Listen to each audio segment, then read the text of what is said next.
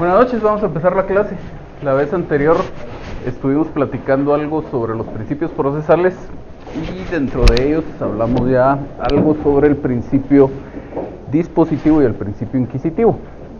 Decíamos que son dos principios contrapuestos entre sí y que se refieren básicamente a si ciertas actividades esenciales en el proceso le corresponden al juez o le corresponden a las partes. Por ahí nos habíamos quedado, no sé si quedó alguna duda de lo visto en la clase anterior. ¿No? Bueno, entonces, como parte del principio dispositivo, está a su vez otro principio procesal, que es el principio de congruencia.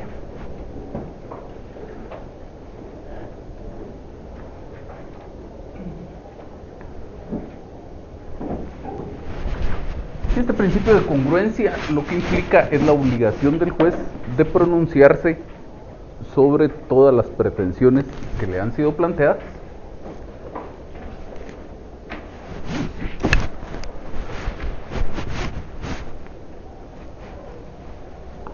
y no más que sobre eso.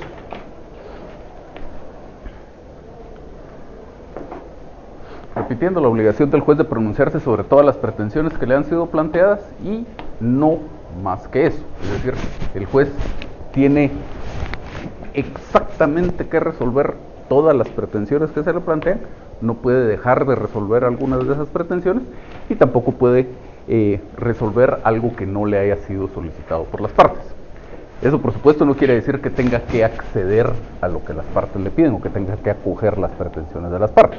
Lo que quiere decir es que se tiene que pronunciar sobre ellas, ya sea acogiéndolas o denegándolas, declarando con lugar o declarando sin lugar lo que le haya sido pedido.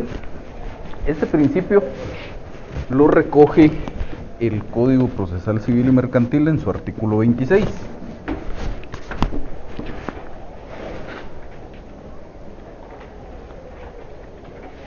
La norma dice: el juez deberá dictar su fallo congruente con la demanda y no podrá resolver de oficio sobre excepciones que solo puedan ser propuestas por las partes.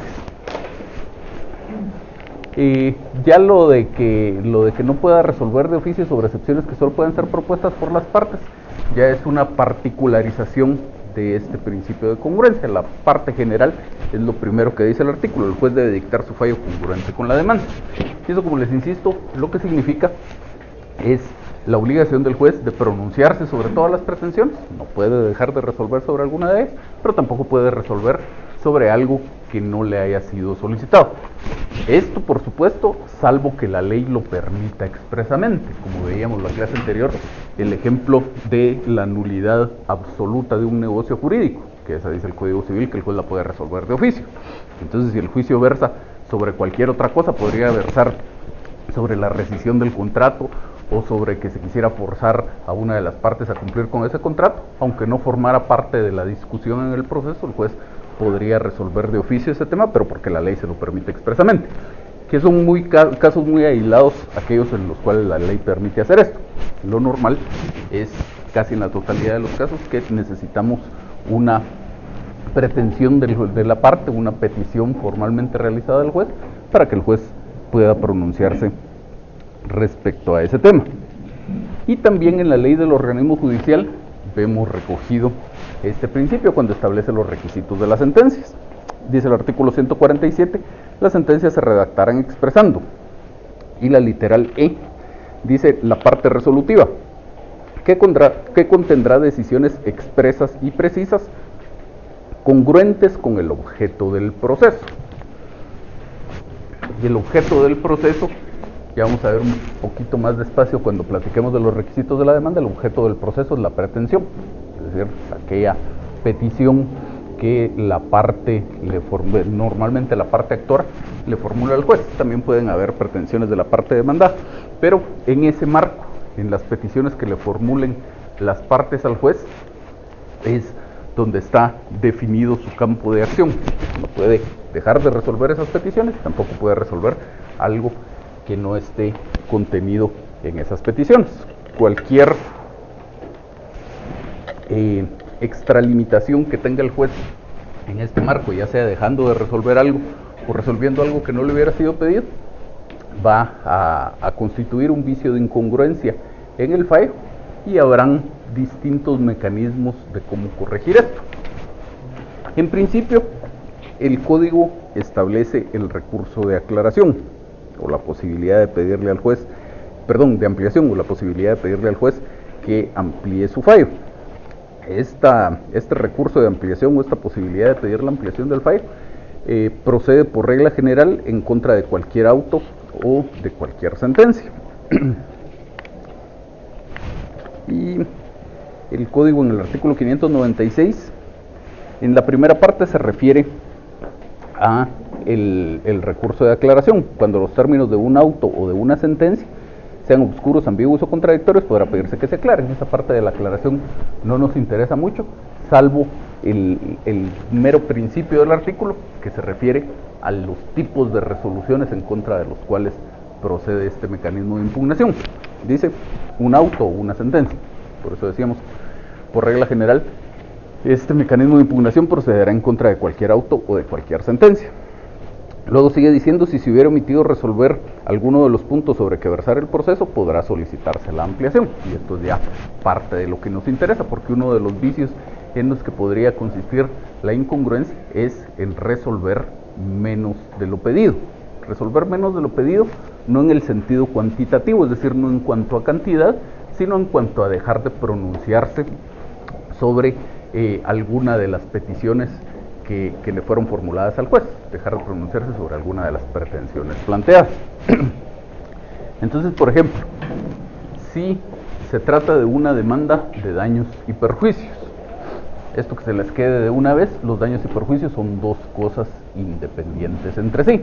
Una cosa son los daños y otra cosa son los perjuicios, que normalmente los estudiantes tienden mucho a confundirlas o a tratarlos como que fuera una sola cosa. Entonces, en realidad son dos cosas distintas, que muchas veces van de la mano, porque muchas veces la acción u omisión de una persona le produce a otra daños y también le produce perjuicios, pero incluso el Código Civil establece claramente la distinción entre ambos y dice que los daños son las pérdidas que sufre una persona en su patrimonio y los perjuicios son las ganancias lícitas que deja de percibir. Entonces, si yo presento una demanda de daños y perjuicios, en realidad es una demanda que contiene dos pretensiones. Una es el resarcimiento de los daños y otra es el resarcimiento de los perjuicios. Si el juez en su sentencia, por ejemplo, se pronunciara solo sobre el resarcimiento de daños y dejara de resolver lo relativo al resarcimiento de los perjuicios, habría incurrido en este vicio de incongruencia, habría dejado de resolver una de las pretensiones que le fueron planteadas y de conformidad con esta norma se podría pedir la ampliación de ese fallo. Pero como les decía, el dejar de resolver o el resolver menos de lo pedido no se refiere a elementos cuantitativos, es decir, a cuestiones de cantidad. Y entonces, si por ejemplo, en el mismo caso yo presento esta demanda de daños y perjuicios y pido un pago de 100,000 quetzales en concepto de daños y de 50,000 quetzales en concepto de perjuicios, y el juez, en lugar de concederme los 50,000 quetzales que yo pedí de daños, me concede solo 75,000, ahí no existe un vicio de incongruencia. Ahí el juez en realidad se pronunció sobre toda la pretensión que le fue formulada. Expresamente me otorgó 75,000 quetzales de los 100,000 que yo pedí y tácitamente me denegó los otros 25,000. Ahí no hay un vicio de incongruencia, simplemente que, sobre todo por cuestión de prueba, yo no pude probar la totalidad del monto que estaba reclamando y entonces el juez me concedió aquello que era concurrente con las pruebas. Ahí no tenemos problema. ¿Vamos bien hasta ahí? Otra posibilidad, y esto es que normalmente van a ver ustedes muchos autores que tratan esto con expresiones en latín, estos vicios de incongruencia en los que puede ir incurriendo el juez.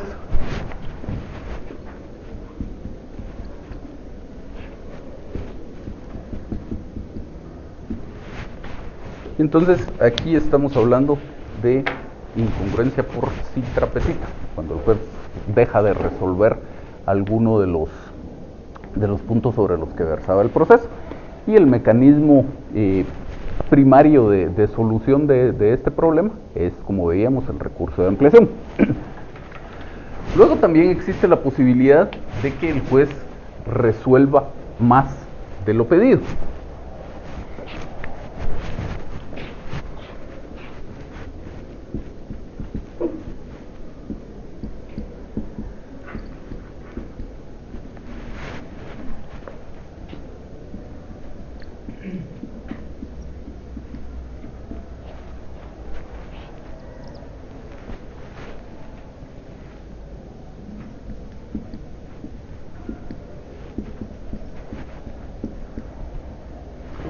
Y entonces, si nos quedáramos con el mismo ejemplo de esta demanda de daños y perjuicios, si yo pedí 100,000 quetzales en concepto de daños, pero resulta que en realidad me quedé corto en mi petición, con las pruebas que aporto al proceso, se comprueba que los daños que me causaron en realidad son por un valor de 150,000 quetzales.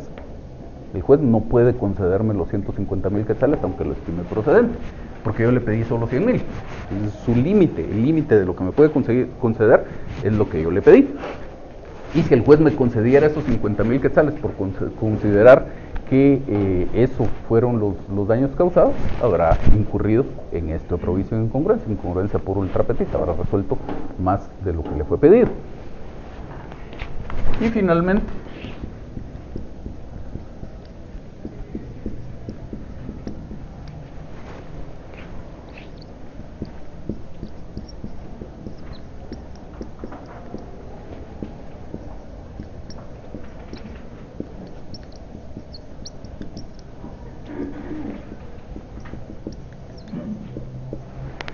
cuando el juez resuelve algo que no es materia de litigio, entonces es un vicio de incongruencia por extra petita.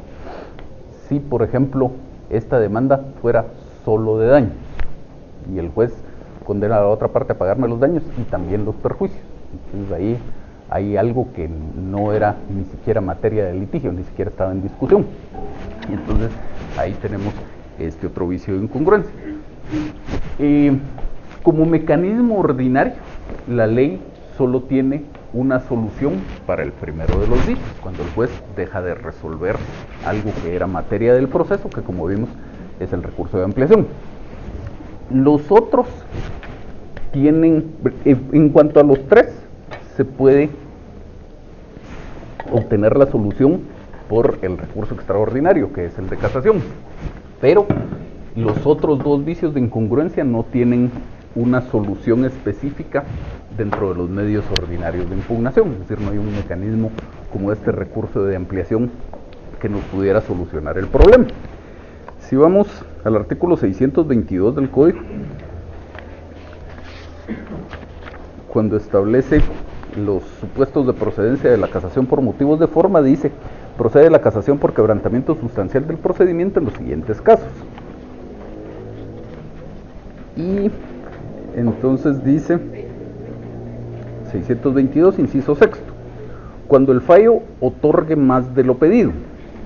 Cuando el fallo otorgue más de lo pedido se refiere a este segundo supuesto, ultra petita. O no contenga declaración sobre alguna de las pretensiones oportunamente deducidas, se refiere al primero, ultra petita. Y el último dice, y en cuanto a este específicamente dice, si hubiera sido denegado el recurso de ampliación, porque como insisto, ahí tenemos un mecanismo específico para solucionar el problema. Y luego dice, y en general por incongruencia del fallo con las acciones que fueron objeto del proceso, y eso se refiere a esto último, cuando el juez varía totalmente el objeto del litigio al resolver sobre algo que no era materia de este.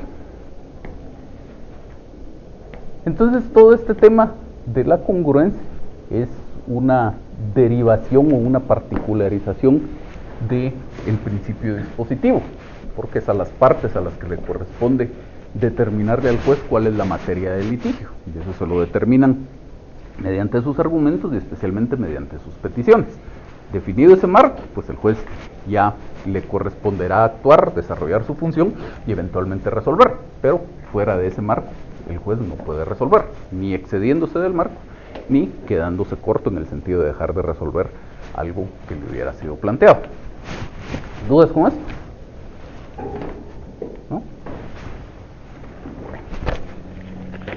Entonces,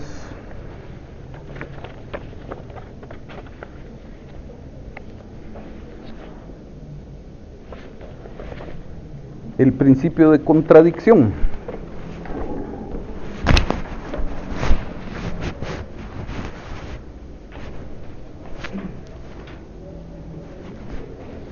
Principio de contradicción.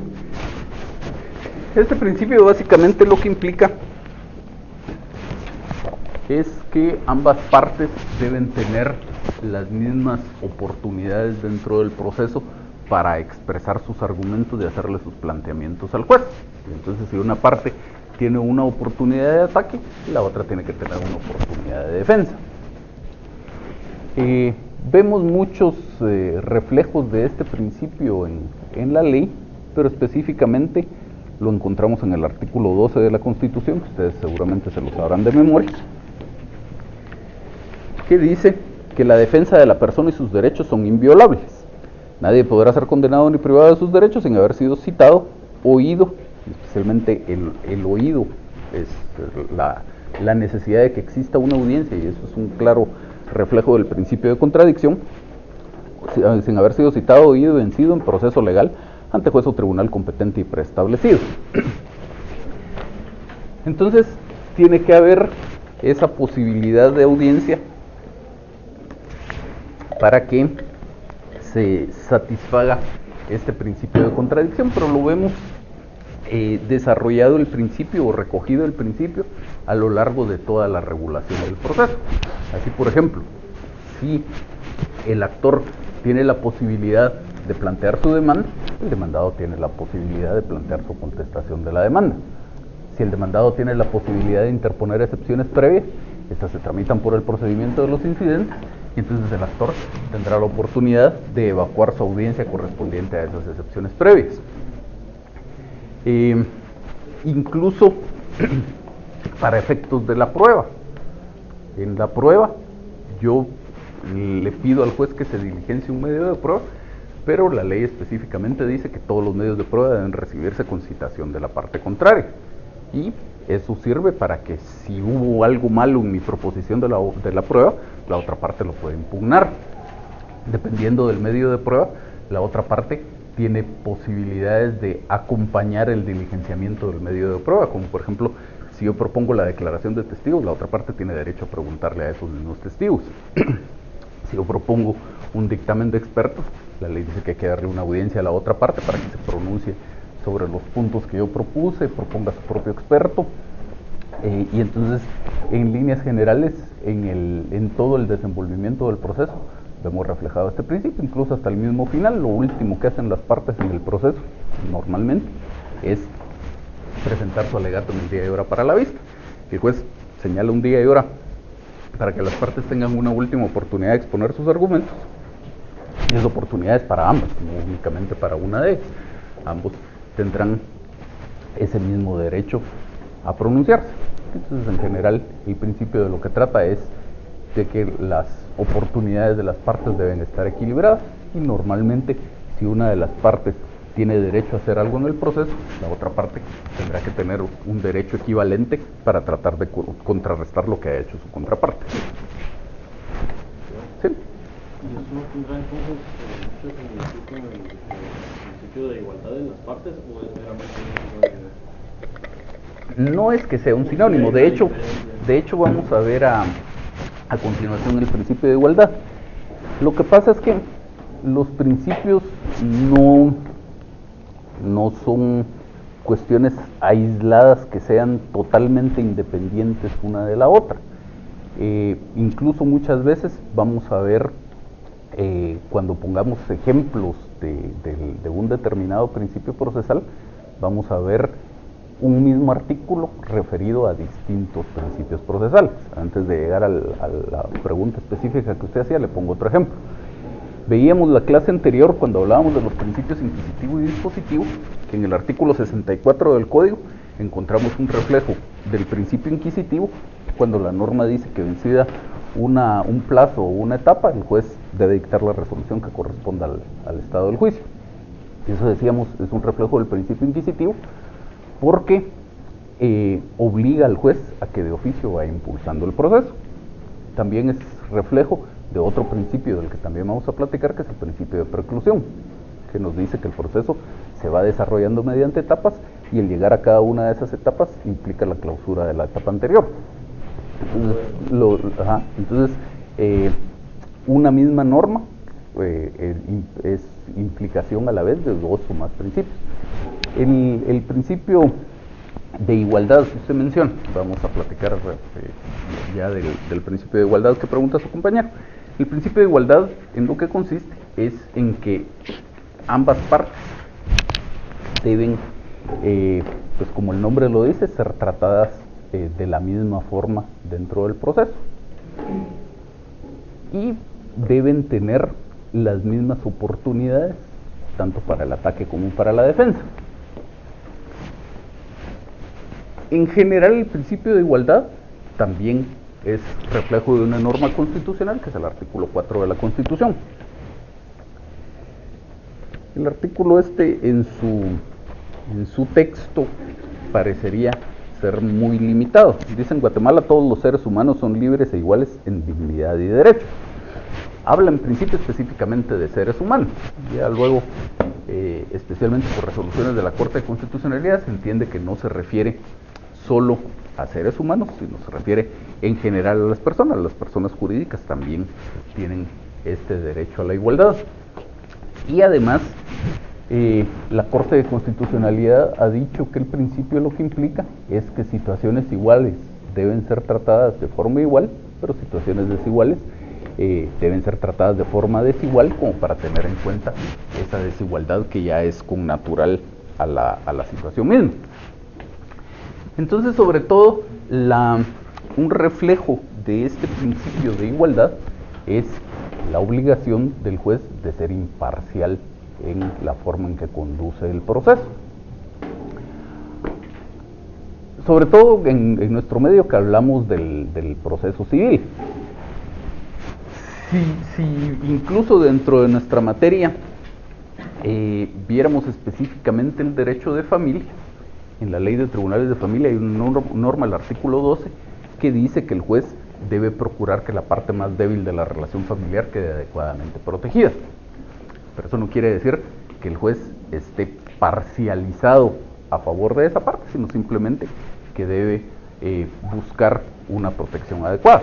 De tal manera que una demanda presentada en nombre de un menor de edad perfectamente puede ser declarada sin lugar, si no se dieran las condiciones necesarias para declararla con lugar. Entonces, el juez debe ser imparcial.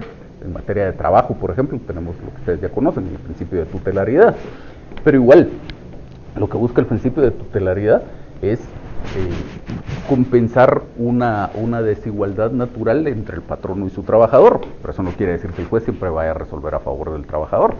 Hay demandas planteadas por el trabajador que son declaradas sin lugar porque no se configuraron los elementos necesarios para cobrar sus pretensiones.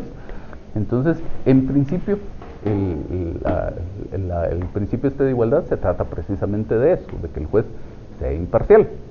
Y luego, pues ya cruzándose bastante con el principio de contradicción del que acabamos de platicar, las partes, precisamente por esa situación de igualdad con la que deben ser tratadas, deben tener oportunidades iguales dentro del proceso. Si alguien tiene la oportunidad de atacar, otra tiene que tener la oportunidad de defender, que, como decíamos hace un momento, también es un reflejo del principio de contradicción. ¿Más o menos?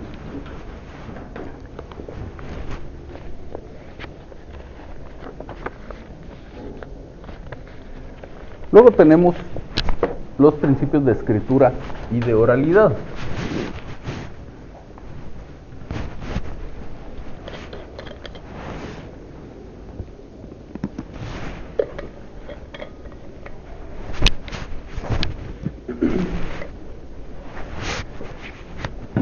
En estos no hay mucho donde perderse. Los principios estos son específicamente lo que su nombre sugiere.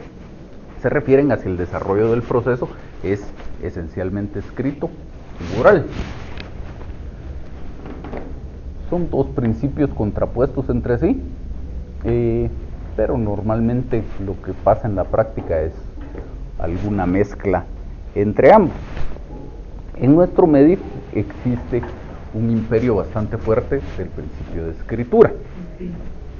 El tema de la oralidad está muy limitado, y precisamente si ustedes revisan en los últimos, que serán por lo menos 20 años, más de 20 años, se han creado algunos proyectos de nuevos códigos para sustituir este Código Procesal Civil y Mercantil, por lo menos 3 o 4 proyectos de nuevos códigos, y también se han redactado algunos proyectos de reforma al código y esencialmente estos proyectos a lo que van orientados es hacia buscar que se implemente la oralidad en el proceso civil, porque esencialmente, como les decía, lo que tenemos nosotros es un proceso escrito.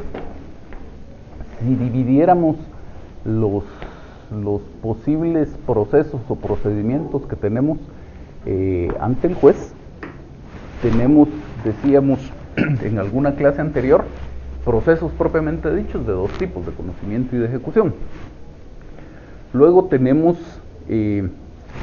lo que el Código Procesal Civil y Mercantil denomina procesos especiales, materia del próximo curso, pero ahí tenemos lo que el Código denomina como el proceso sucesorio y los procesos de jurisdicción voluntaria. Y además de eso, tenemos algunos trámites específicos, como las diligencias de prueba anticipada, lo que se conoce como procesos cautelares y algunas cosas mucho más particulares, las diligencias de consignación, los recursos en contra de los registradores, etc. De todo eso, todos esos trámites específicos son cuestiones que se tramitan de forma escrita. En lo que se conoce como procesos sucesorios y como procesos de jurisdicción voluntaria, también se tramitan de forma escrita. Los procesos de ejecución se tramitan de forma escrita. Y procesos de conocimiento tenemos tres: ordinario, sumario y oral. El ordinario y el sumario se tramitan de forma escrita. Y el oral ni siquiera es un verdadero proceso oral. Hay algunas posibilidades de hacer algunas cosas de forma verbal, pero eso es materia del próximo semestre. Van a ver ustedes con detenimiento que en realidad es un proceso escrito con algunas particularidades, no es un verdadero proceso oral. Entonces, pues ya de aplicación real del principio de oralidad, lo que tenemos en nuestro medio es muy poco. Hay dentro del trámite del proceso escrito algunas cuestiones que se pueden hacer oralmente. Por ejemplo,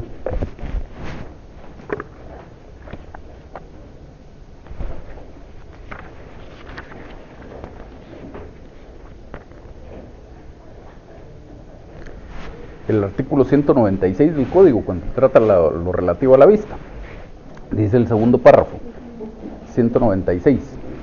El juez de oficio señalará día y hora para la vista dentro del término señalado en la ley constitutiva del organismo judicial.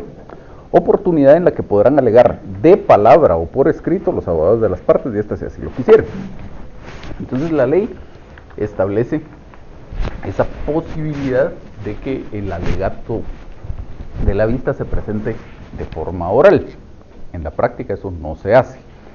Se hace eventualmente cuando la vista es pública. Son dos cosas distintas. La ley permite una vista común y corriente, digamos, y permite una vista pública. Y por separado dice que el alegato se puede presentar en forma oral o en forma escrita. Cuando la vista no es pública, en la totalidad de los casos, el alegato se presenta de forma escrita. Cuando la vista es pública, en ocasiones sí el alegato se presenta verbalmente, pero aún siendo la vista pública, hay algunos que simplemente llegan a presentar un memorial y eso es todo. Entonces, pues no existe, insisto, una verdadera aplicación del principio de oralidad. Las diligencias de prueba, por ejemplo, hay diligencias de prueba en las que necesariamente tiene que participar la palabra hablada. Por ejemplo, la declaración de las partes o la declaración del testigo. Pues hay que dirigirle a la parte las preguntas o al testigo y estos tienen que responder. Pero todo esto tiene que quedar documentado en un acto. Hay algunos tribunales, muy pocos, pero hay algunos tribunales que tienen algún sistema de grabación. Entonces el acta queda documentada en video o queda documentada en audio, y entonces ahí es mucho más, pues digamos, fuerte la participación de este principio de oralidad, pero como insisto, no son todos los juzgados. Y entonces, donde no existen estos mecanismos de grabación, pues lo que hay que hacer es copiar los temas en el acta. Pues sí dice el código que la pregunta no se copia, solo se copia la respuesta, pero hay que copiar la respuesta. Y entonces, si, y eso ya hablando de épocas más o menos recientes, pero cuando se hizo el código en 1963 y entró en vigencia al año siguiente, definitivamente las posibilidades de estos sistemas no existían. Entonces siempre el código estuvo pensado para que todo esto quedara documentado en un acto. Y entonces si la respuesta a la pregunta es un sí o un no simplemente, pues va a ser un tema más o menos ágil. Pero si la respuesta a la pregunta tiene que ser algo más o menos extenso, hay que ir esperando que la persona vaya tomando nota de esto, y si no es muy rápida para escribir a computadora, pues igual ahí pasaremos mucho tiempo esperando a que escriba. Entonces, en líneas generales, en cuanto a eso, es un sistema, toda nuestra regulación procesal civil es un sistema que sí necesita, pues, de alguna forma oxigenarse e ir tomando pues nuevas modalidades de hacer las cosas. De hecho, ya cuando se hizo el código hace más de 50 años, existían otros sistemas, otros países, donde el proceso civil ya era oral. Aquí decidieron mantener un proceso escrito, pero es una cuestión que poco a poco cada vez va perdiendo más funcionalidad. Es necesario de alguna forma irlo cambiando, pero por el momento lo que tenemos es esto, un principio de escritura que impera casi en su totalidad. De hecho, si ustedes ven el artículo 69 de la Ley del Organismo Judicial, dice: en los procesos escritos no se admitirán peticiones verbales, sino cuando expresamente estuviere prevenido en la ley o en resolución judicial. Entonces, pues casi que como que le tuviéramos alergia a la oralidad. Si el proceso escrito, por supuesto todo en la vida tiene sus ventajas y sus desventajas, y el proceso escrito sí tiene una gran ventaja, que para cuando no vamos en el desarrollo mismo del proceso, sino que hay que consultar la historia del proceso, como por ejemplo cuando ustedes vayan o ya fueron a revisar algún expediente judicial y quieran estudiarlo, pues es mucho más fácil si es un proceso escrito que si tenemos que conseguir una copia del video y ponernos horas a ver el video. Si el juez va a dictar su sentencia, es también mucho más fácil que revise un expediente escrito que revise grabaciones de video. Si el expediente sube a la sala de apelaciones, igual es mucho más fácil revisar un expediente de un proceso escrito. Pero la oralidad pues también tiene sus ventajas, especialmente la agilidad en la tramitación del proceso. Ustedes me imagino que ya estarán haciendo práctica laboral, si no en algún momento la van a hacer, y van a ver que por lo menos aquí en la ciudad capital, sí todos los juzgados de trabajo funcionan con estos sistemas de grabación. La audiencia queda grabada en video y el desarrollo de la audiencia es mucho más ágil que como era hace algunos años, que también en lo laboral se hacía esto mismo de ir copiando todo en el acta. Y entonces, en aras de que el proceso sea más ágil, sí sería importante ir implementando este principio de oralidad.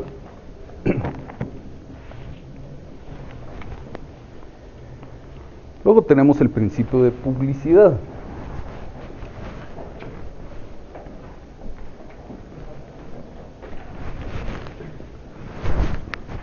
También, como el nombre lo sugiere, se trata de la posibilidad de que cualquiera tenga acceso a las actuaciones del proceso.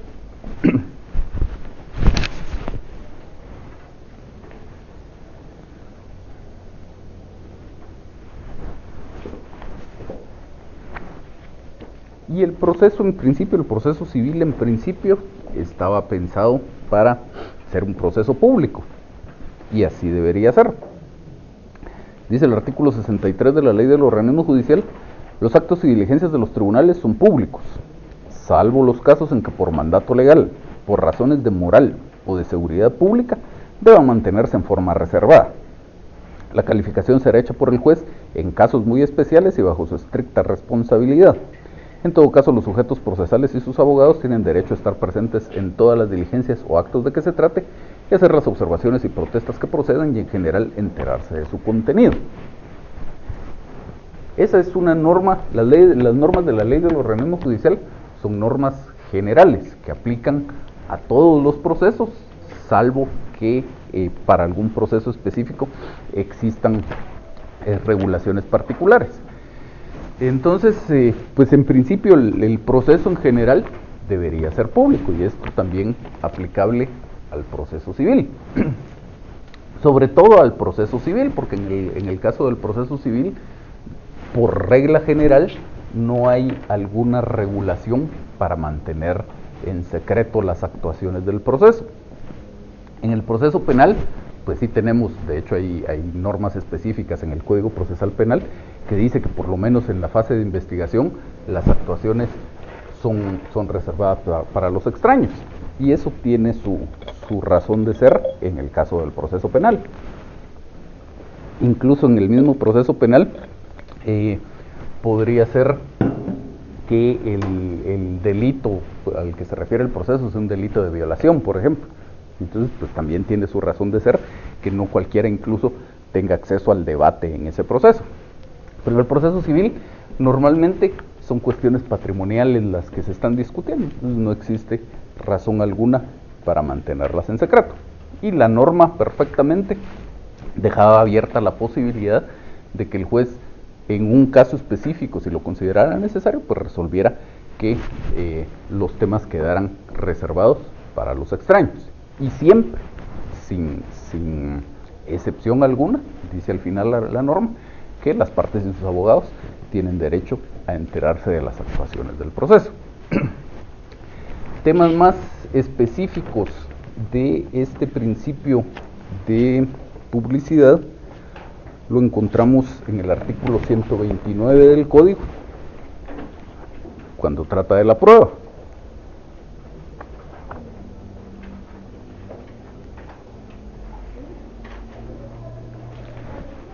...129 del Código Procesal Civil y Mercantil... dice: las pruebas se recibirán con citación de la parte contraria y sin este requisito no se tomarán en consideración. Para las diligencias de prueba se señalará día y hora en que deban practicarse y se citará a la parte contraria por lo menos con 2 días de anticipación. Y luego lo que nos interesa, dice: la prueba se practicará de manera reservada, cuando por su naturaleza el tribunal lo juzgare conveniente. Esto a contrario sensu, dice: la prueba se practica de forma reservada cuando el tribunal lo considere conveniente. A contrario sensu, lo que quiere decir es que si el tribunal no hace esa consideración de la conveniencia de practicar en forma reservada la diligencia de prueba, especialmente las diligencias de prueba, son públicas. Cualquiera podría llegar a un tribunal donde se esté practicando una diligencia de declaración de las partes, declaración de testigos o cualquier otra, y sentarse a presenciar el diligenciamiento de la prueba. Es lo que nos dice la norma, salvo que por las particularidades del caso, el juez decidiera que en ese proceso en particular, esa diligencia de prueba se practique de forma reservada. Y en cuanto a este tema de la publicidad, hemos tenido en el transcurso del tiempo un problema que es una cuestión, o era hasta hace algunos años, una cuestión de actitud, por llamarlo de alguna forma. Y es que aunque la ley del organismo judicial específicamente trataba en este artículo 63 que ya vimos de la publicidad de los actos del proceso, en muchas ocasiones en los juzgados les requerían al interesado en consultar algún expediente que de alguna forma acreditara alguna vinculación con el expediente. De hecho, si alguno de ustedes trabaja en oficina de abogados que se dediquen a litigar, les habrá pasado que les piden para mostrarles el expediente que hagan una carta del abogado o alguna cosa por el estilo. Entonces, pues sí, muchas veces pasaba que le preguntaban a uno si uno era parte en el proceso y si lo quería consultar como abogado, si estaba acreditado como abogado en ese proceso, y de lo contrario no le daban acceso al mismo, a pesar de que existía y sigue existiendo esta norma que expresamente establece esa publicidad de los actos del proceso. Que, como insisto, a mi juicio es lo correcto, que el proceso, por lo menos el proceso civil, sea público. Ahora, desde hace algunos años, un poco más de 10 años, el tema se complicó un poco más. Se emitió la Ley de Acceso a la Información. Y esta Ley de Acceso a la Información se supone que, como su nombre lo dice, la idea era facilitar el acceso del público a la información en poder de las instituciones públicas. Y en líneas generales la regulación de la ley va por ese lado. Pero específicamente en cuanto a lo que nos interesa, en cuanto a la materia del proceso, esta ley tiene una norma que dice que es información reservada la que se refiere a los procesos judiciales mientras no exista una sentencia ejecutorial. Y entonces prácticamente volvió reservados todos los procesos en tanto todavía estén en trámite. Ya cuando exista una sentencia firme, pues entonces se vuelven públicos, pero tomando esta norma de la Ley de Acceso a la Información, resultaría que todos los procesos son reservados para los extraños, solo podrían tener acceso a los mismos las partes y sus abogados, que por lo menos en esa parte de los expedientes judiciales sí me parece que la regulación no es la adecuada, porque lejos de facilitar el acceso a la información, se limita considerablemente. ¿Dudas hasta aquí de algo? ¿No?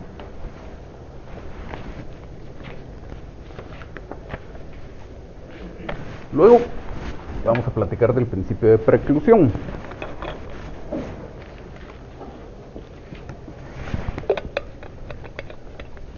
Que algo adelantábamos ya con su compañero aquí hace un momento.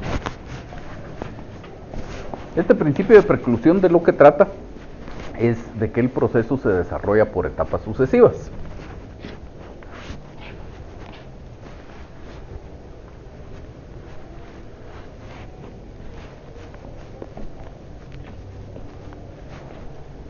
Y la apertura de cada una de esas etapas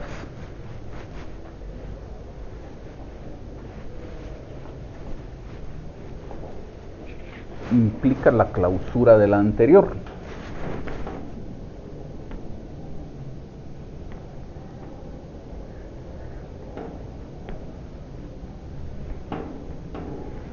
De tal manera que no puede regresar el proceso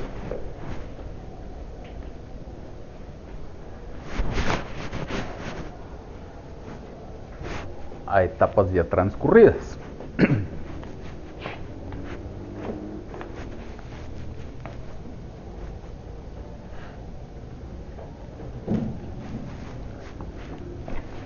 Ya la definición misma de proceso que vimos el primer día de clases, ya de alguna manera es una implicación de este principio, o a la inversa, el principio es una implicación de la definición misma del proceso. Decíamos que el proceso es una serie ordenada de actos que se desarrollan sucesivamente, etcétera, etcétera.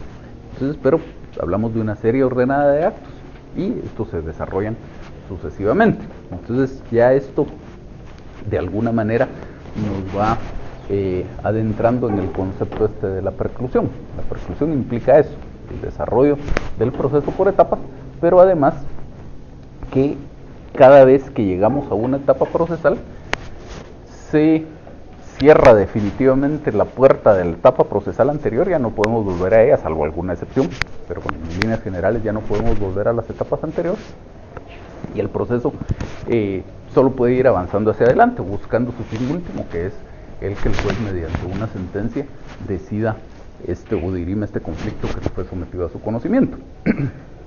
Entonces, pues precisamente en aplicación de este principio, como reflejo de este principio, está el artículo 64 del Código Procesal Civil y Mercantil, del que ya hablamos algo la clase anterior.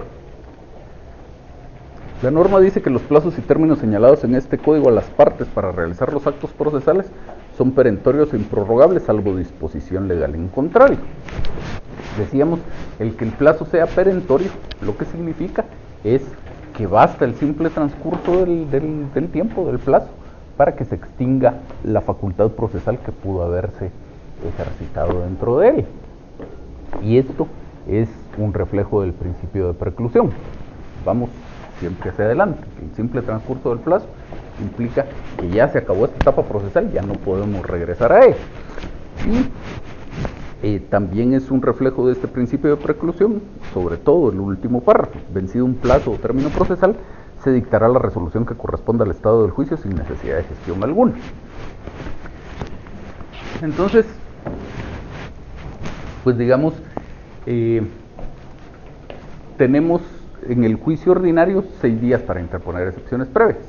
A partir del 7º día ya no podemos regresar a esa etapa, salvo, vamos a ver en su momento, la ley permite que algunas de esas que en principio están concebidas como excepciones previas se pueden interponer en cualquier estado del proceso.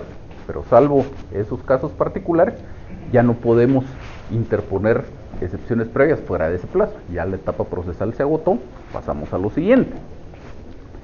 Cuando el demandado contesta la demanda,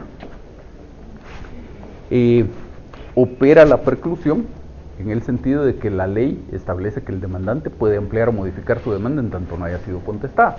Y una vez que el demandado la contestó, se cierra esa etapa procesal, ya no podemos volver a ella. Contestada la demanda, pues tenemos que pasar a la apertura a prueba del proceso normalmente, cuando hay hechos controvertidos, que es lo normal. Y entonces, estando dentro del periodo de prueba, no podemos volver a las etapas anteriores, no podemos interponer excepciones previas, no podemos contestar la demanda, no se puede ampliar ni modificar la demanda. Vencido el periodo de prueba, salvo algún caso excepcional que la ley establece, como el reconocimiento judicial y la declaración de las partes, ya no se pueden diligenciar medios de prueba, ya lo que corresponde es seguir hacia adelante, que se señale un día y hora para la vista. Y así, en general, con todo lo que va pasando en el proceso, el que lleguemos a una etapa procesal implica la clausura de la etapa procesal anterior. Llegado a esta etapa procesal, no podemos volver a las etapas anteriores. ¿Estamos ahí?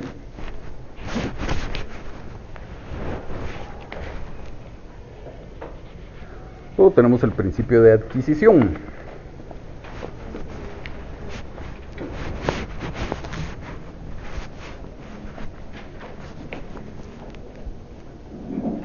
Este principio también se llama de adquisición de la prueba.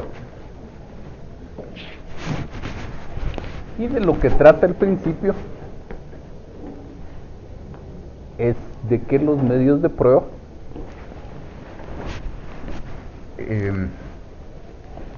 valga la redundancia, prueban tanto a favor como en contra de la parte que lo propuso.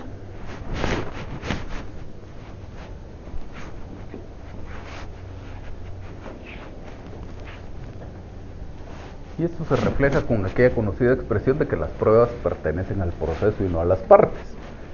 Eso quiere decir que si yo propongo como medio de prueba un documento, ese medio de prueba también me puede favorecer a mí, pero también me puede perjudicar, dependiendo del contenido del documento.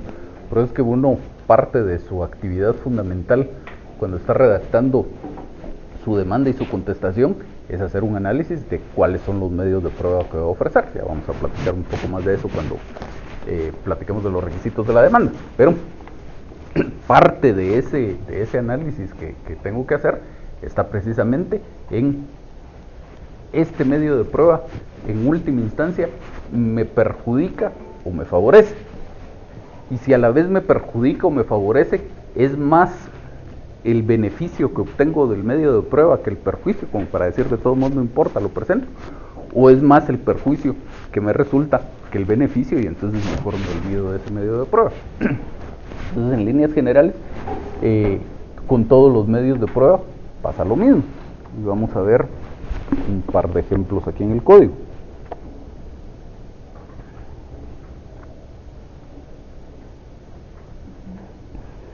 Específicamente con el tema de los documentos, El artículo 177 del Código, en su último párrafo, dice: el documento que una parte presente como prueba siempre probará en su contra. Por supuesto, también puede probar a su favor, que digamos sería lo más normal, pero eso es cuestión de pura lógica.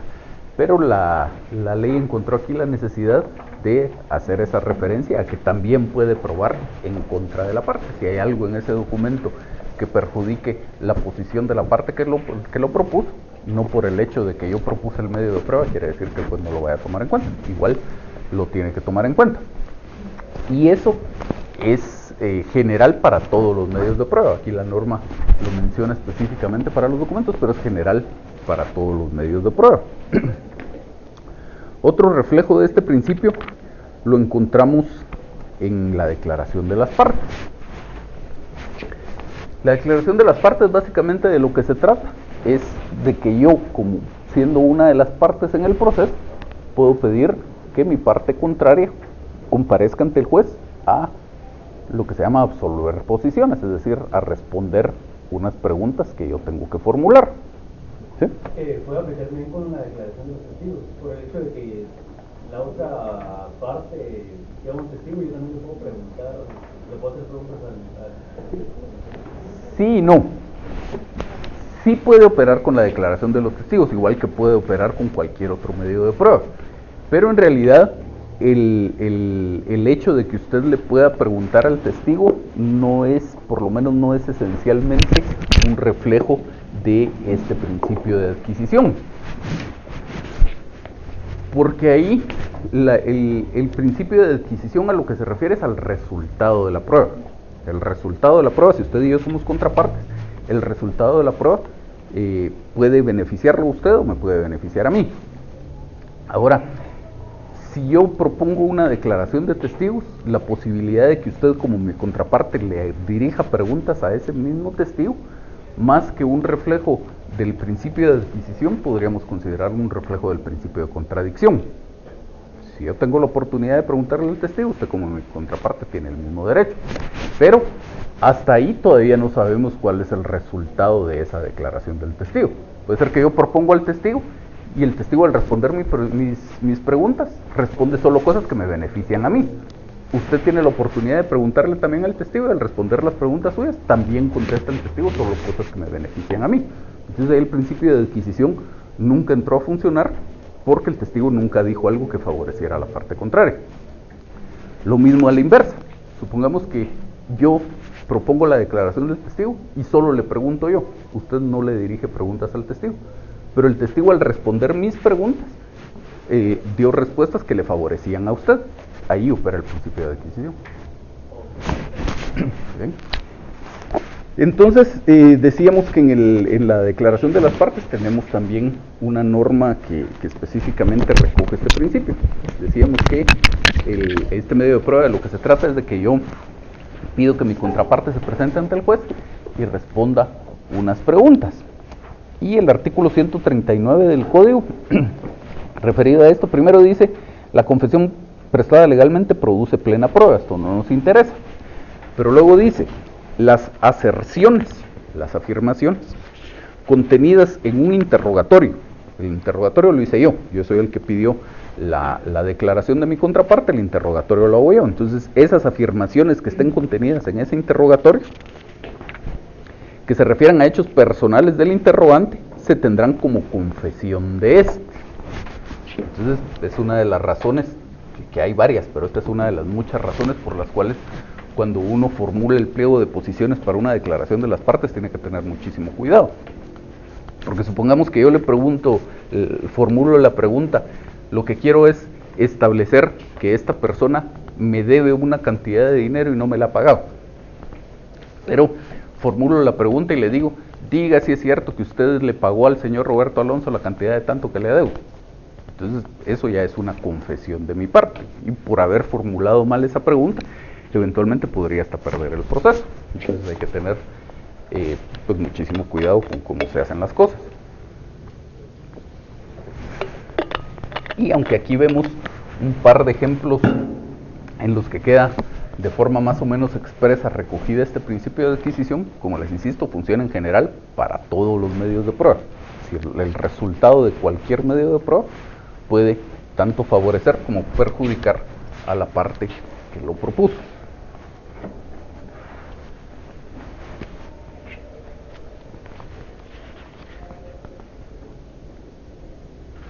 Todavía hay otro ejemplo de este principio de adquisición, el artículo 141 del Código.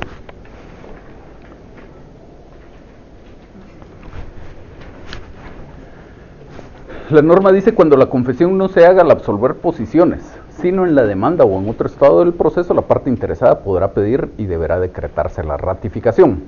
Hecha esta, la confesión quedará perfecta. La citación se hará bajo percibimiento de que si se dejare de asistir a la diligencia sin justa causa, se tendrá por consumada la ratificación. ¿Y esto qué quiere decir? Que si yo en cualquier momento del proceso, sobre todo en un memorial, que es normalmente donde haré algún pronunciamiento frente al juez, pero no necesariamente ahí, pero sobre todo en algún memorial, yo manifiesto algo que favorece la posición de mi contraparte, eso es una confesión mía. En principio, el simple hecho de que esté en el memorial no tiene efectos de prueba, pero si la otra parte tiene un poco de chispa, digamos, pide que yo ratifique ese memorial, yo no puedo negar esa ratificación del memorial, no puedo decir: no es cierto, ese memorial no lo presenté yo. Entonces tendré que ratificar ese memorial, o como dice la norma, dejar de asistir y que el juez tenga por consumada la ratificación, y entonces, como también dice la norma, la confesión queda perfecta. Ejemplos de esto lo vemos sobre todo al interponer excepciones, que vamos a ver cuando platiquemos de cómo se hace una demanda. Parte del cuidado que uno tiene que tener al redactar sus memoriales es precisamente no incurrir en esto, no caer en confesión. Entonces, por ejemplo, vemos que alguien interpone una excepción previa de prescripción. Y entonces presenta interpone su excepción previa de prescripción, y en el memorial de interposición dice: pues sí, efectivamente yo le debo al señor fulano, contraje la obligación, pero esa obligación la contraje en tal fecha y desde entonces ha transcurrido más de tanto tiempo y ya operó la prescripción y por lo tanto la excepción. Si la excepción la declaran con lugar, pues esa confesión en realidad no tuvo un efecto porque se declaró prescrita la obligación, por lo tanto la obligación está extinguida y se acabó.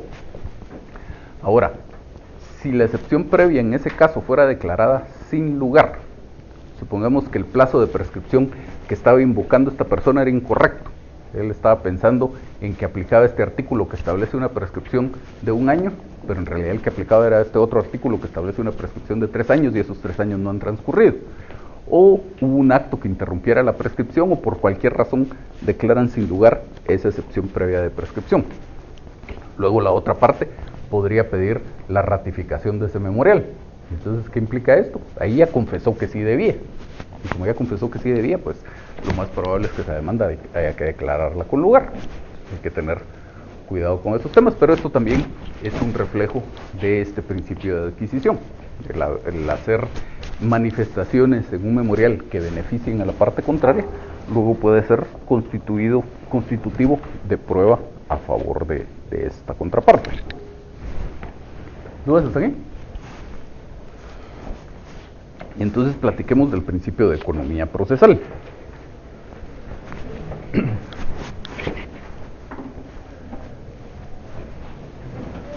Economía procesal.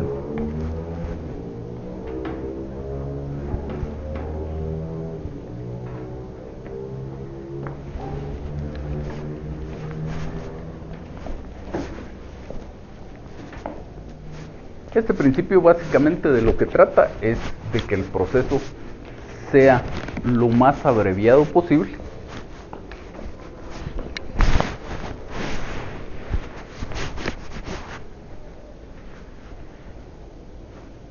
y que no existan demoras ni gastos innecesarios en su tramitación.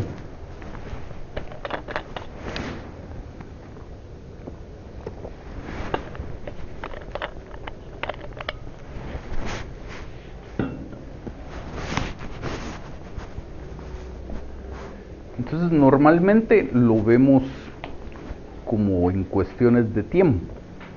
economía procesal referida a tratar de economizar actos procesales, no llevar a cabo actos procesales innecesarios o por gusto, para que la tramitación del proceso se reduzca, el tiempo de tramitación del proceso se reduzca. Esencialmente es eso, pero no solo eso, sino también puede tener implicaciones en aspectos económicos propiamente dichos. Por ejemplo, el proceso civil o las actuaciones procesales no están afectas al impuesto del timbre fiscal. En alguna oportunidad se lo estuvieron. Entonces, eso ya, la idea del legislador en su momento, cuando dejó de gravar con el impuesto las actuaciones procesales, es precisamente reducir el impacto económico que la tramitación misma del proceso tenga en cuanto a las partes. Este principio lo vemos manifestado o subdividido en otros 4 principios procesales, que son el de concentración, el de eventualidad,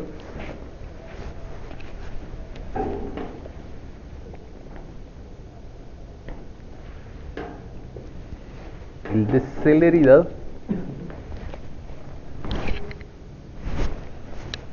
y el de saneamiento.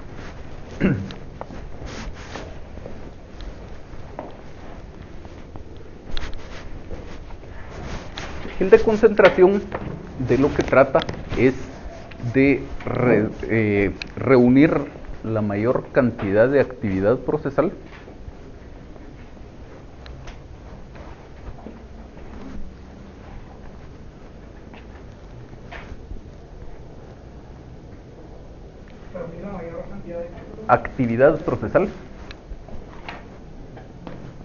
en la menor cantidad de momentos posible.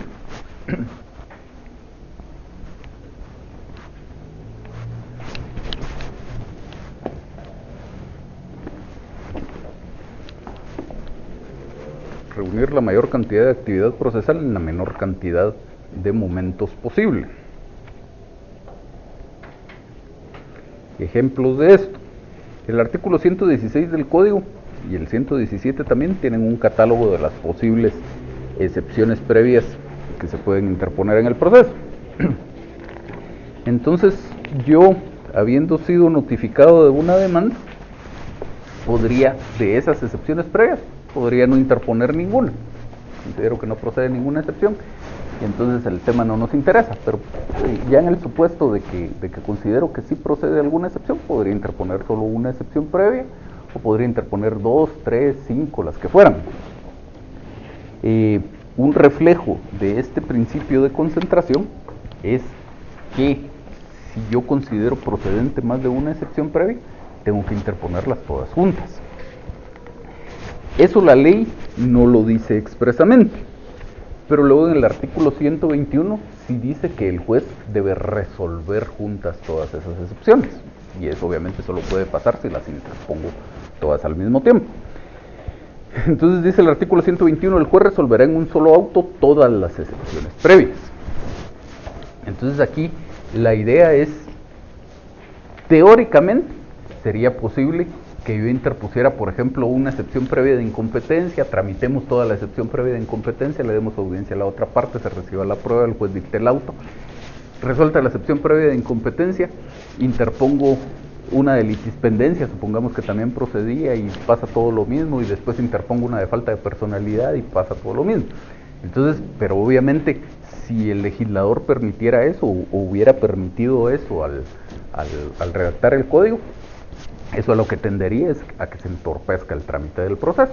Entonces, se trata, este principio de concentración, de reunir toda esa actividad procesal que teóricamente se podría hacer por separado, reunirla en unos mismos momentos, para que entonces el demandado interponga de forma conjunta todas sus excepciones previas, el demandante se pronuncie en cuanto a todas esas excepciones previas al mismo tiempo, si hay necesidad de recibir pruebas, se reciba conjuntamente la prueba de todas las excepciones, y finalmente el juez en un solo auto se pronuncie sobre todas ellas.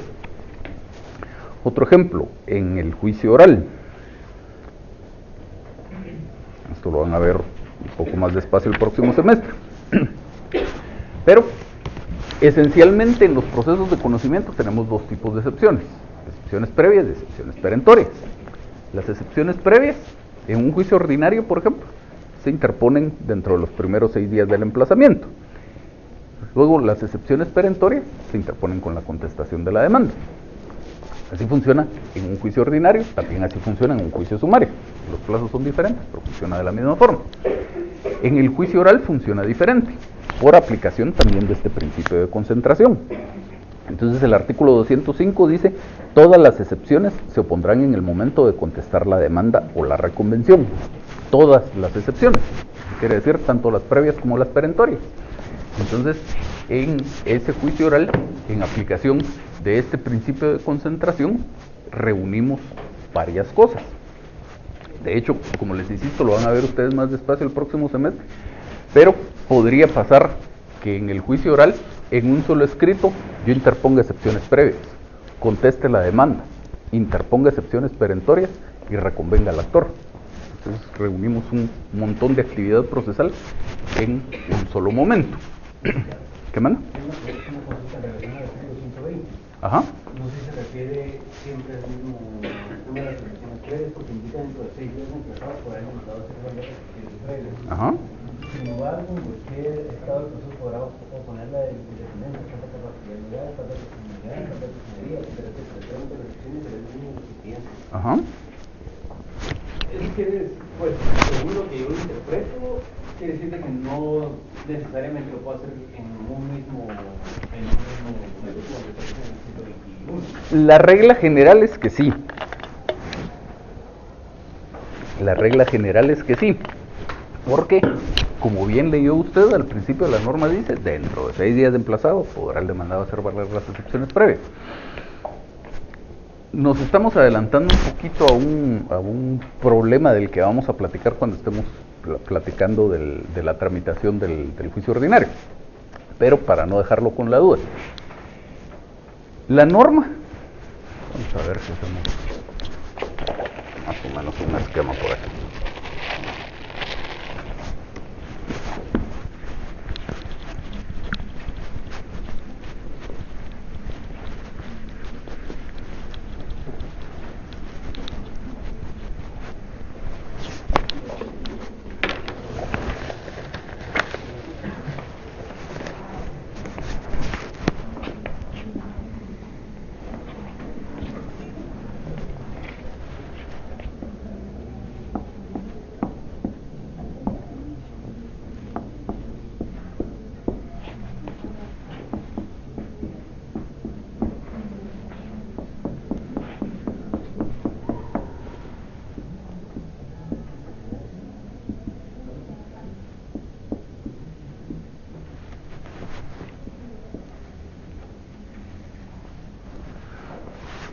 Más o menos el desarrollo en los primeros momentos del proceso es este: se presenta la demanda, hay una resolución, en esa resolución el juez, para dictar esa resolución, el juez califica la demanda, es decir, verifica que estén cumplidos los requisitos legales. Si no están cumplidos, la rechaza.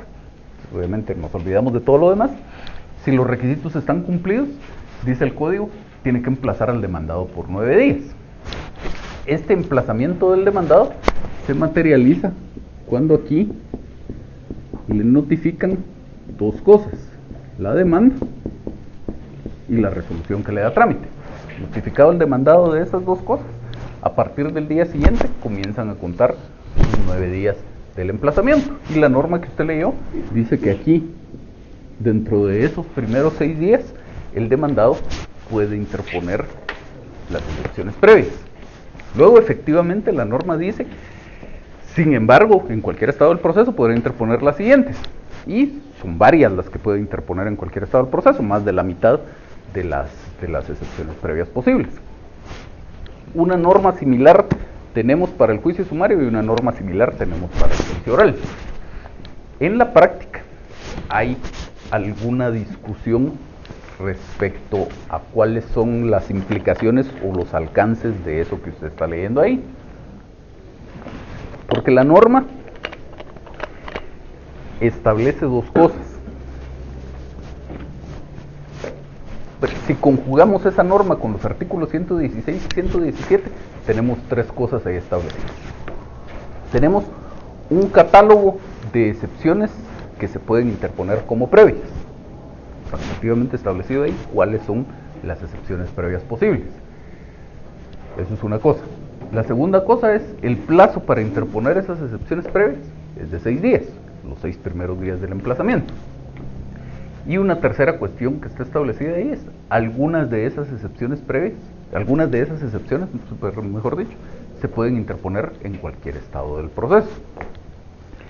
Entonces, la discusión en la práctica es hasta dónde alcanza esa expresión de que se pueden interponer en cualquier estado del proceso. Es decir, las puedo interponer en cualquier estado del proceso simplemente porque a mí se me ocurrió, o necesito alguna justificación para poderlas interponer en cualquier estado del proceso. Y entonces, pues existe en la práctica esa discusión, porque si nos vamos a un tema de lógica jurídica, ¿qué lógica tiene que, por ejemplo, en su casa le digan a usted, tu hora de entrada a la casa es a las 11 de la noche, tienes que estar aquí a las 11 de la noche, pero si querés puedes venir hasta las 3 de la mañana?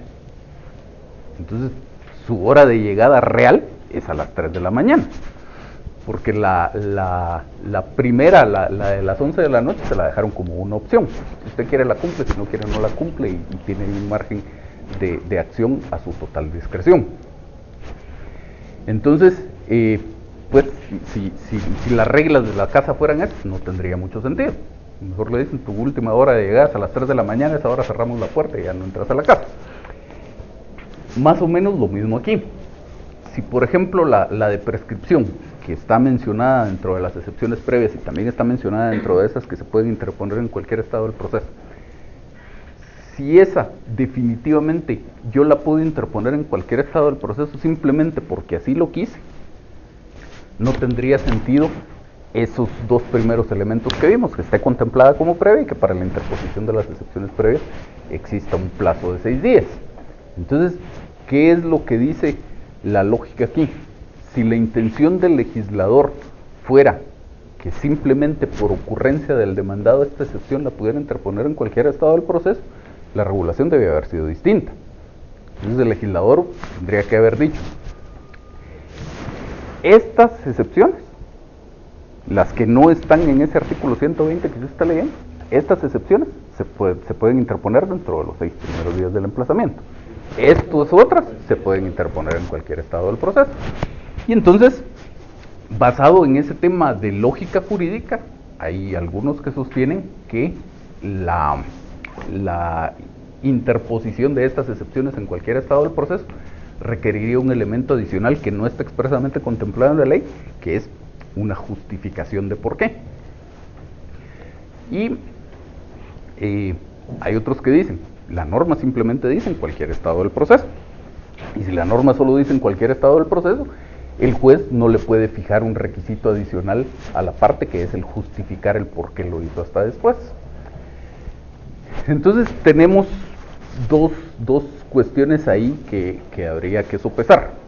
Primero, la posición, por lo menos a mi juicio, que encuentra más sustento lógico es la primera. Debería existir una justificación para hacerlo después, porque si no, eso lo que quiere decir es que la regulación está mal hecha. La otra posición tiene un sustento del texto de la ley. El texto de la ley solo dice en cualquier estado del proceso, no dice en cualquier estado del proceso si pasó algo, como por ejemplo pasa después en el recurso de apelación. En el recurso de apelación creo que es el artículo 608. Dice, pueden las partes dentro de los términos señalados en el artículo 606 alegar nuevas excepciones nacidas después de contestada la demanda. Ahí sí ya le pone un límite, pero aquí no lo hace. Entonces el texto puro de la ley parecería permitir que es simplemente la voluntad del demandado lo que domina aquí. El problema es que nos quedamos al criterio del juez. ¿Cuál es de esas dos posiciones, cuál es la que el juez va a asumir y con base en cuál de esas dos le va a resolver a usted cuando usted presente esa excepción de prescripción fuera de los 6 días. Entonces, incluso en casación yo conozco 2 sentencias en donde la Corte Suprema de Justicia resolvió sobre el punto, y en una sentencia acogió una de las posiciones y en la otra sentencia acogió la otra. Entonces, si a usted le notificaron hoy una demanda, yo no me correría el riesgo de decir por estrategia procesal me voy a guardar esta excepción y la voy a interponer después. Definitivamente no. Ahora pudiera pasar, por ejemplo, que a usted el cliente le presente el caso cuando ya está avanzado. Digamos, yo era el abogado, yo no interpuse la excepción, ya vamos por el periodo de prueba y el cliente decide que va a cambiar de abogado y le consulta a usted el caso. Y usted revisando el expediente dice, pero si aquí procedió una excepción de prescripción, ¿por qué no la interpusieron? Pues lo que le quedará será interponerle y ver si el juez le da trámite. Pero ahí porque ya no tenía otro remedio. Pero como estrategia, como intencionalmente reservárselo, yo nunca lo haría porque se corre ese riesgo. ¿Bien?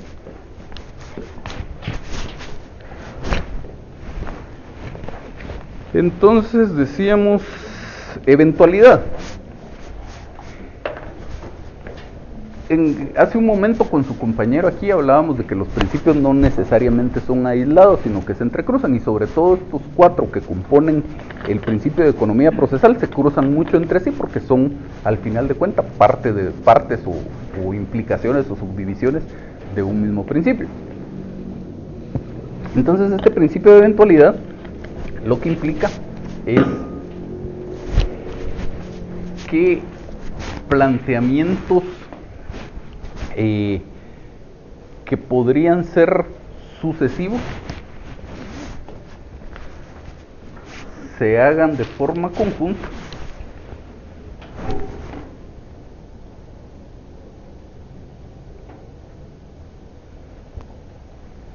de tal manera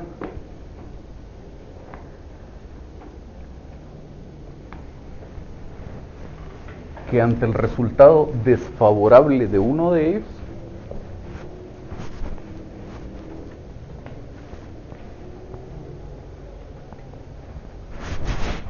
se pueda obtener un pronunciamiento sobre el otro.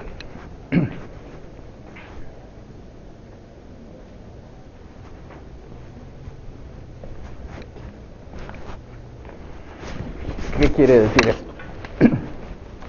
Ya dijimos que en el juicio ordinario y en el sumario, yo si voy a interponer excepciones previas, y lo vemos claramente aquí reflejado, yo si voy a interponer excepciones previas, tengo estos 6 días para interponerlas.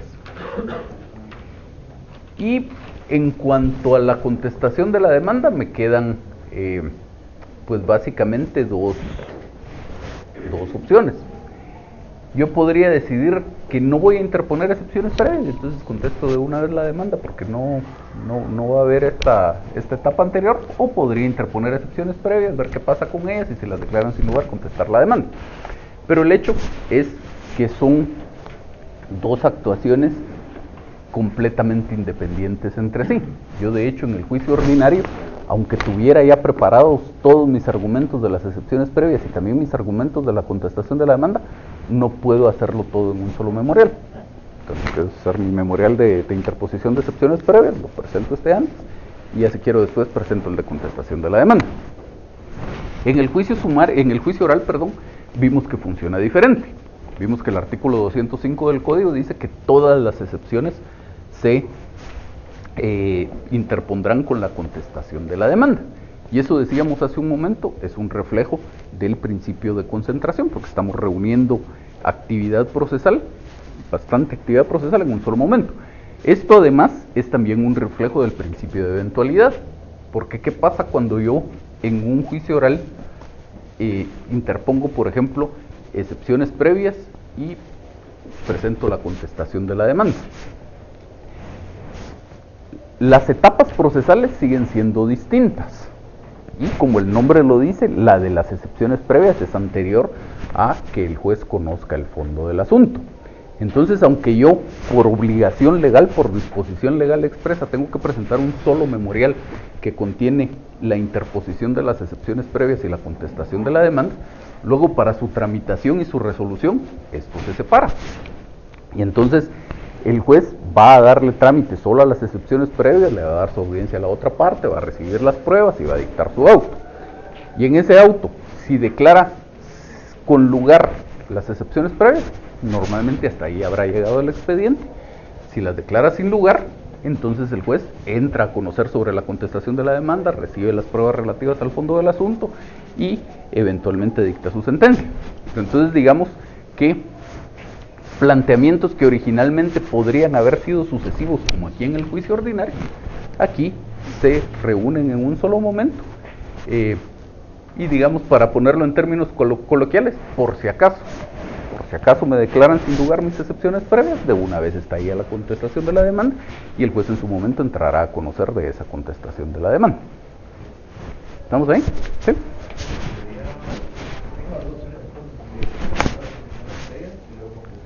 No.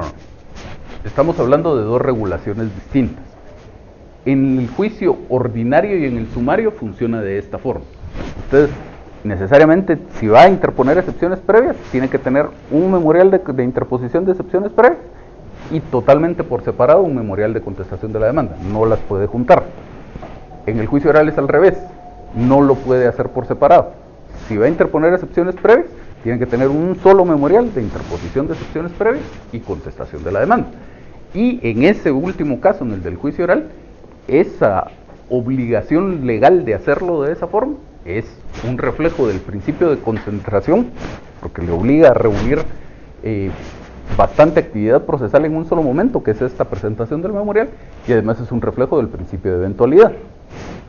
Contiene el memorial sus excepciones previas y por si acaso contiene su contestación de la demanda. ¿Sí? En caso del inicio ordinario del juicio en sumario, cuando se presentan las excepciones, el tiempo de contestación de la demanda se interrumpe. Así es.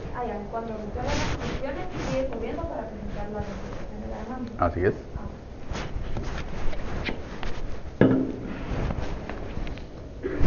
Entonces, celeridad.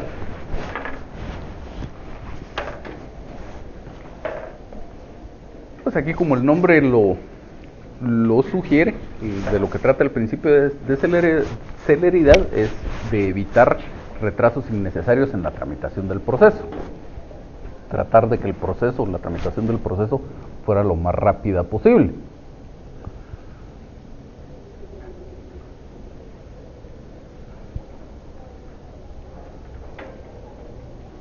Si analizamos objetivamente el código, pues parecería que no mucho se recoge este principio, más al contrario, parecería que el código permite excesivamente oportunidades de que se retrase la tramitación del proceso. Pero igual vemos algunos temas que son reflejo de este principio. Artículo 125 del código. Aquí estamos tratando el periodo de prueba. El segundo párrafo dice: el periodo de prueba en el juicio ordinario sobre todo en el juicio ordinario, es bastante extenso. Son 30 días hábiles, que es un poquito menos de un mes y medio. Entonces, pues dependiendo del proceso de que se trate y de las pruebas que van a rendir las partes, pudiera que esto resultara excesivo. Y entonces en el segundo párrafo dice la norma: el término de prueba se declarará vencido si las pruebas ofrecidas por las partes se hubieran practicado o cuando éstas de común acuerdo lo pidieran. Que las partes de común acuerdo pidan el vencimiento anticipado del periodo de prueba prácticamente no se da en la práctica, pero sí puede darse. Yo he conocido por ahí algún caso. Pudiera ser también el primer supuesto que tiene la norma, si las pruebas ya se hubieran practicado. Supongamos que las partes ofrecieron como medios de prueba solo documentos. Y en el primer día del periodo de prueba, ambas partes presentaron su memorial de proposición de la prueba, ya propusieron su prueba de documentos. El juez al siguiente día dicta su resolución teniendo como prueba esos documentos. se acabó, no tiene sentido esperar que transcurran los otros 28 días. El juez podría, de conformidad con esta norma, y debería dictar su resolución teniendo por vencido el periodo de prueba. Luego, como reflejos de este principio, tenemos también algunos tipos de procesos en los cuales el recurso de apelación está limitado, o la posibilidad de interponer el recurso de apelación está limitada. Ejemplo, el artículo 325 del Código, que trata sobre la ejecución en vía de apremio. Dice que en ese tipo de proceso solamente podrá deducirse apelación contra el auto que no admita la vía de apremio y contra el que apruebe la liquidación. Solo esas dos resoluciones son apelables en la ejecución en vía de apremio y todo lo demás no es apelable. En el juicio ejecutivo encontramos una norma similar en el artículo 334. En el juicio ejecutivo únicamente el auto en que se deniegue el trámite a la ejecución, la sentencia y el auto que apruebe la liquidación serán apelables. Y así tenemos algunos otros tipos de procesos en los cuales la posibilidad de interponer el recurso de apelación está limitada. ¿Qué manda? Sí, el artículo 125 dice que yo puedo pedir que, como ya presentamos las pruebas de las dos partes, que ahí finalice el plazo. Por decirlo así, por ejemplo, si yo tuviera que dar un documento apostillado del extranjero, podría pedir yo de que me den prórroga del plazo por el hecho de que está demorando un documento. Lo que pasa es que no es prórroga, sino el código lo conoce bajo el nombre de término extraordinario de prueba. Entonces, la prórroga del periodo de prueba, para lo que sirve es para cuando sin culpa de las partes no se ha podido diligenciar algún medio de prueba. Entonces, en ese caso, usted tiene sus 30 días comunes y corrientes para que se reciba el medio de prueba. Y luego, digamos que por alguna razón no se pudo recibir la declaración de testigos y ya se va aproximando el vencimiento de los 30 días del periodo de prueba. Usted presentó su memorial de proposición en tiempo, pero se va a acabar el periodo de prueba y no se va a poder recibir esa declaración de testigos. Entonces usted presenta una solicitud de que ese periodo de prueba se prorrogue. Se tramita un incidente y si el juez acoge su solicitud va a prorrogar el periodo de prueba por 10 días más. Ahora lo que usted plantea es diferente. La ley específicamente lo contempla. Dice que cuando las pruebas se tengan que recibir en el extranjero, se puede otorgar un término extraordinario de prueba que no puede exceder de 120 días. Entonces ahí desde el principio, cuando usted le va a pedir al juez que abra prueba del proceso, le hace esa salvedad, que una de sus pruebas se tiene que recibir en el extranjero, que por lo tanto pide el periodo de la apertura a prueba por 30 días, que es el periodo ordinario para todas las demás pruebas, y que para esa prueba en particular le conceda el extraordinario de hasta 120 días. ¿Hay algún requisito para poder solicitar eso? Por ejemplo, 3 días antes. Para la prórroga sí. Para la prórroga sí, creo que son 2 días. Para lo del extraordinario lo que tendría que hacer es desde el principio, porque la norma dice que ambos plazos corren conjuntamente. Son 3 días antes, el último párrafo del artículo 123 para la prórroga. La solicitud de prórroga deberá hacerse por lo menos 3 días antes de que concluya el término ordinario. ¿Alguna otra duda hasta aquí? Entonces dejamos lo del saneamiento para la próxima clase. Los veo el jueves.